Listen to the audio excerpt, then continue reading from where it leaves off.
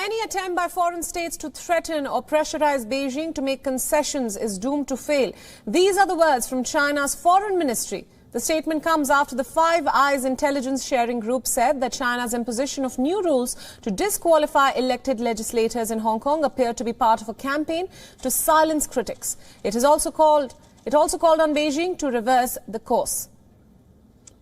Speaking on the need to safeguard human rights, the Canadian Prime Minister Justin Trudeau has said that China's aggressive style of diplomacy was not constructive for either the world or Beijing's interests.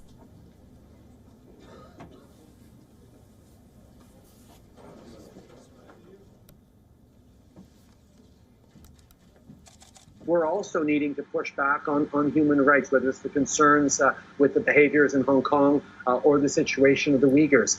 We need to work together as a world to say that not only is this not in the world's interest, it's actually not in China's interest to continue to behave in a way that is trying to use its weight to get its way.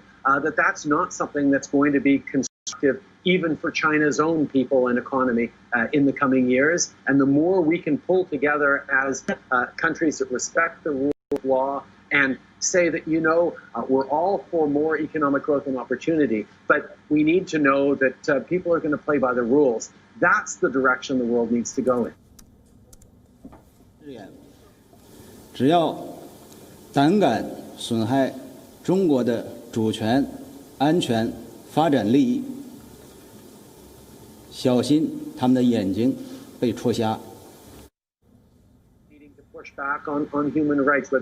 Trudeau's remarks come ahead of the November 20th summit of 21 APEC leaders that will decide the region's post-pandemic plans for growth. China and other Asia-Pacific leaders have called for more open and multilateral trade to support a global economy which has been battered by the pandemic.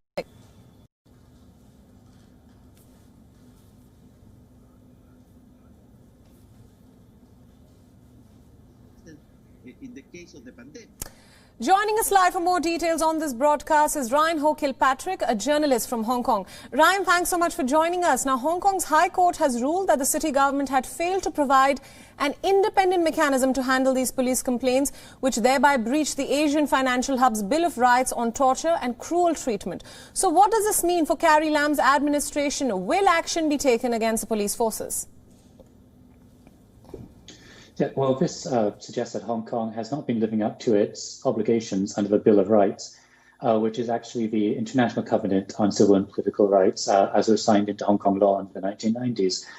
And the judge, Anson Chow, he argued in his ruling that this imposes Article 3 against cruel and inhuman treatment, imposes a positive obligation on the Hong Kong government that they must provide an independent mechanism for complaints of said treatment by the police. So what this will actually mean for administration isn't quite clear. It means Hong Kong is in breach of the covenant, but at the same time, this is a covenant that cannot be withdrawn from unless all the other member states agree to do it, which is what North Korea tried to do earlier. So Hong Kong can't easily withdraw from it. But it also means that states like North Korea are still party to it, states that obviously are not living up to their obligations. So this doesn't necessarily mean action will be taken in Hong Kong. Right. Now, Ryan, there has been a global critique of Beijing's aggressive policies in Hong Kong and elsewhere. But Carrie Lam continues to support Beijing and says that no independent mechanism is required. So what hope is there really for the pro-democracy movement in Hong Kong as of now? And what about the independence of Hong Kong's judiciary? It doesn't feel like there's a lot of hope right now.